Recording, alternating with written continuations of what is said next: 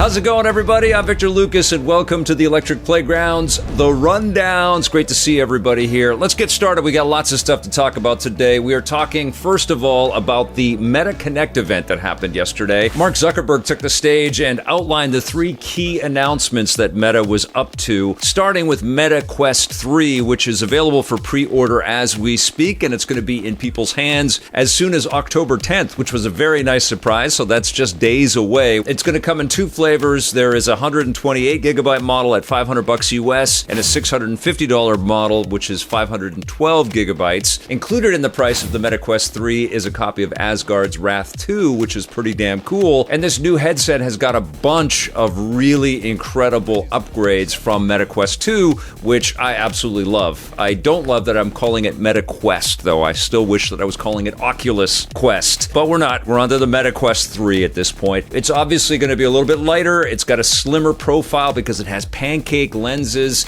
There's much better resolution in this, as you would expect. And because of those pancake lenses, you're going to be able to see a lot more detail and clarity right up into the edges of your viewing angle, which is great. There are new Touch Plus controllers that are going to come with Meta Quest 3 with some better haptic functionality. There's also better communication technology on board with Wi-Fi 6E. Games and software on the Meta Quest 3 will run at 90 hertz or 120 hertz, depending on what the software is looking to achieve. And of course, the Quest 3 is also going to support linking to a PC either through an AirLink or through a cabled link if you'd want to, so you can play PC VR content if you'd like. Now, the major thing that's different with Meta Quest 3 coming from Meta Quest 2 is the camera technology. The pass-through is way better, and AR is a huge part of it. And Meta took some pot shots at Apple's Vision Pro and talking about spatial computing, because they're also courting the business customer out there, and they're also courting all kinds of AR applications. Some games are going to have some AR functionality. They showed off a Lego Bricktales game where people were playing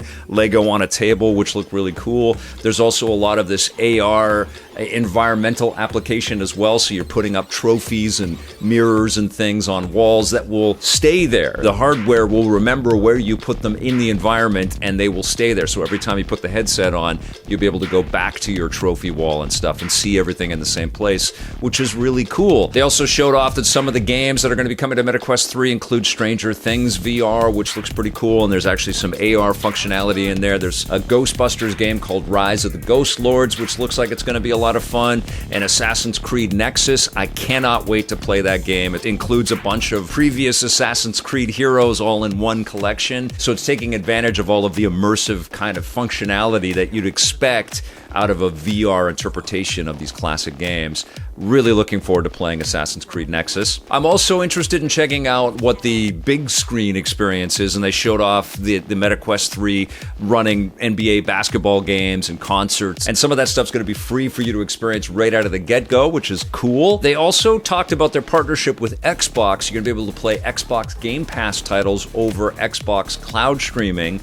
And so you're going to have like an Xbox library that will use the internet to access all of this material, but you can run it on a giant screen inside of your headset, which is awesome. All you'll need is a controller. And so there's lots of cool ideas here, but one of the things that Mark Zuckerberg kept leaning on is this idea of coming into environments and seeing all kinds of holographic technology and holograms, interfacing with holograms. And that's kind of shown off in the AR functionality of Meta Quest 3, but you know that Meta is also working behind the scenes on lightening the load and making things way more accessible. They also showed off a new iteration of a previous product. It's the smart glasses that they do in partnership with Ray-Ban.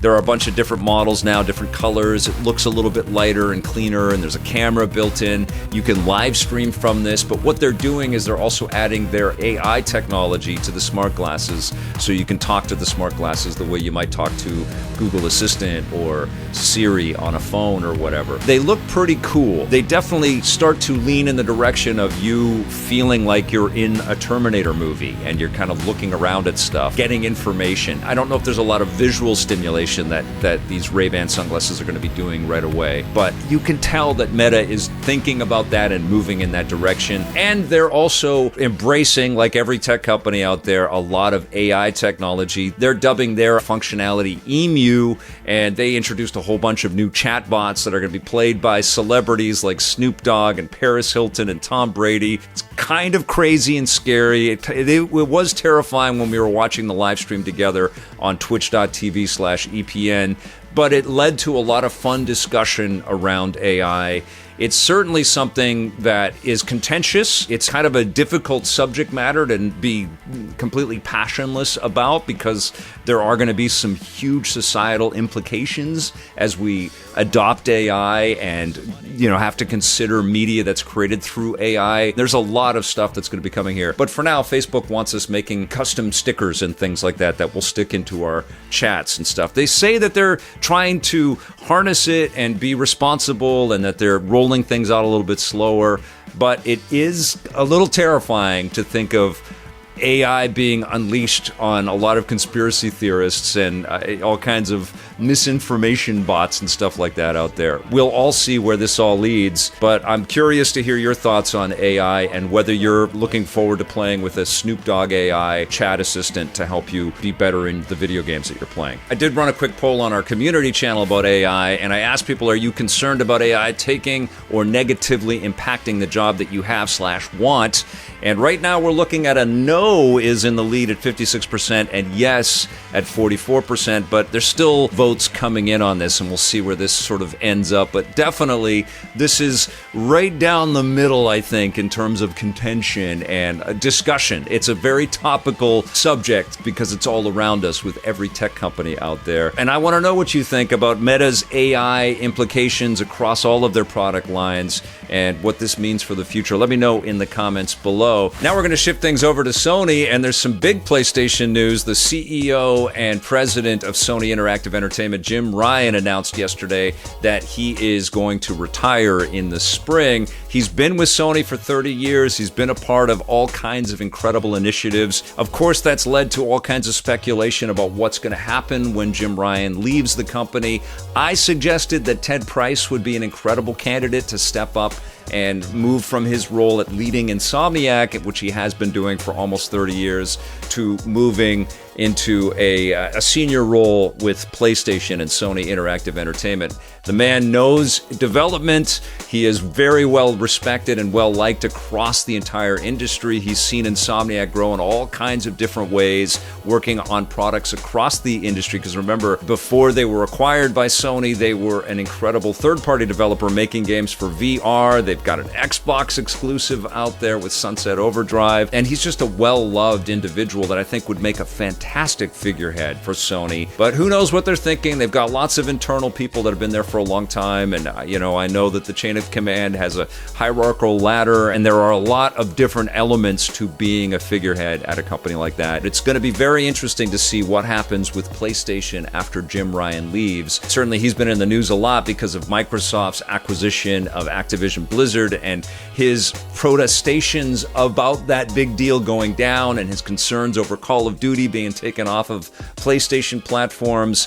So it's going to be really interesting to see what happens next. But what's happening in the immediate future for PlayStation is Horizon Forbidden West has got a complete edition that's coming to PlayStation 5 on October 6th, and it's going to include all the DLC content and everything. But it's also coming, as we could all predict, to the PC in early 2024. And if you haven't played this amazing game, you definitely need to check it out. The DLC Burning Shores was the last time that I checked out the game, and it took my breath away. So I'm really excited that more people are going to be able to play this game on PS5, but especially on the PC. All right, now I've got my review of the new movie, The Creator. This is from writer-director Gareth Edwards. This is only his fourth film, believe it or not. He brought out Monsters, Godzilla, of course, Star Wars Rogue One, which he's most famous for, and now he's making his own sci-fi epic. And oh my God, is this film absolutely beautiful. This is clearly a movie that's taken great inspiration from classics like Blade Runner and a lot of what Lucas brought to the Star Wars universe, and also all the lessons that Gareth Edwards, who really began his career in visual effects and has an innate understanding of the technologies available to him. The Creator is a movie about technology and our integration with artificial intelligence, so it's unbelievably prescient and topical. It's also exhilarating and kinetic and unforgettable. He's kind of crafted this techno-punk, cyberpunk fusion with a Vietnam War epic where we've got humans fighting AI, because there's this huge calamity that happens at the beginning of the film. A nuclear bomb is exploded in Los Angeles, and the AI is responsible for it. So the US military amps up and goes to war against the AI, but the AI has some sympathetic allies in humans in Asia. And so this almost becomes a fight in the jungle, which kind of echoed a little bit of the Battle of Scarif from Rogue One, where people are running through jungles and it's part human and part robotic or full robotic, fighting these U.S. military people, which looks like they might have popped out of James Cameron's Aliens film or something like that. There are lots of just propulsive, explosive war scenes right from the beginning.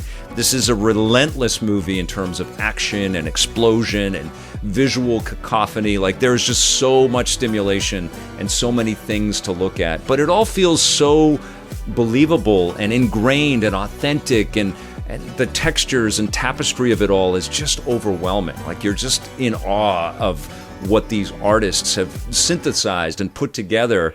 And it was very weird for me to come to this movie, obviously with AI floating all around us in every news article, but I just played through Cyberpunk and reviewed the Phantom Liberty DLC and was just astounded by the quality of that game, which echoes a lot of that same kind of xenophobia and integration with computers and artificial intelligence. And the visual imagery in Cyberpunk is also kind of similar to some of the visual imagery in The Creator. They both obviously stand on their own, and even though this echoes things that we've seen in things like Blade Runner and maybe a little Akira and Tron and all kinds of other stuff, it feels completely like Gareth Edwards' own baby. And what was interesting for me was to see this movie with my family. My wife and my daughter came, and also one of my daughter's friends came, and I put myself into their headspace for a second and reflected upon the fact that I saw Blade Runner when I was a bit too young. I was probably about 11 or 12 or something like that when I saw Blade Runner. And this is kind of a new generation's Blade Runner. It's very topical,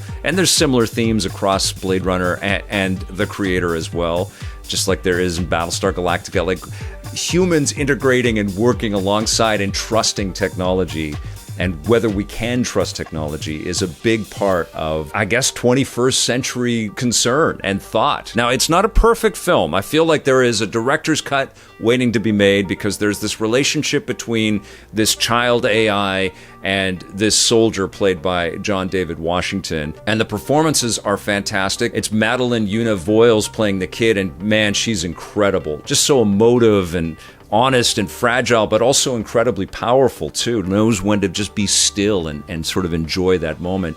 And John David Washington goes through some really dark and heavy stuff in this film, and you feel his pain. And there are obvious tragic paint strokes all the way through this thing. These are heavy, heavy ideas here where robots are fighting humans.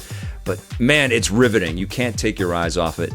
I did feel like the relationship between the kid and the soldier happened a little too quickly, and we got emotional beats a little sooner than we deserved them. I also felt like, for as large as the concept is and as important as the missions are, these warriors going to fight the AI because there's this super weapon that could destroy everything, it felt a little restrained and contained as well. Like, it felt too much like we were focused on just one chunk of the military might, as opposed to the totality of it, which is the difference when you see a Star Wars film where budget isn't even a factor and we just scale up to just enormity, just like beyond what we can comprehend. And that's what Gareth Edwards had to deal with on Rogue One. It's different this time. We're really focused in on not a handful, but not tons and tons of characters. It does give the actors some meaty sequences to jump into and enjoy. Like, Allison Janney is terrific in this film, and I also love Gemma Chan, who plays John David Washington's wife, and there's a really kind of truthful relationship there, and a poignant one. You can feel the pain of it. I'm talking about this thing like it's an art movie, and in a lot of ways it is, you know, like it's definitely an action film, but it feels indie. It feels small and hand-built, but the enormity of the concept is on full display, and it's made at the highest quality levels. And the score from Hans Zimmer is incredible, and there's lots of great arrangements of music that you have heard before interwoven into everything. I'm not going to spoil that. This is just one of those movies that's going to grow in estimation and appreciation over time, and it's going to be interesting. Maybe it's going to be a huge success and there'll be more of this. a sequel to it or some other kinds of stories built off of it. But you should not miss the creator. It's not perfect. I definitely have some quibbles, but I'm never going to forget this film. The creator gets an 8.5 out of 10. And I've got one more bit of news for you. There's a new Tintin game headed our way. It's called Tintin Reporter, Cigars of the Pharaoh. It's from Microids, who's publishing it, and a developer named Pendulo, who recently worked on the Alfred Hitchcock Vertigo game. And that studio has experience with adventure titles, so this game really leans into that. You play a reporter, and you're trying to figure out stuff. You're kind of like a detective in this thing. It's great mystery, and you're obviously going to be going to Egypt and also India. You're going to have your dog buddy Snowy along with you. The game looks really cool. Looks like it's going to be filled with some fun exploration and some fun storytelling, and the art actually looks really solid and comparable to what we get out of the Tintin comic books, which I'm a fan of. There's also a limited edition version of the game, which comes with a steelbook, and a super cool collector's edition, which has this really nice looking statue. I'm looking forward to playing this. I definitely will review this for you guys, but guess what? We got a new Tintin game headed our way very soon. All right, you guys, that's going to do it for the rundown. Thank you so much for supporting the channel, hitting that subscribe button and that little bell to stay notified. I've got a date with the Spider-Men now, so I've got to get to that, and I'll see you guys very soon. Until then, play forever.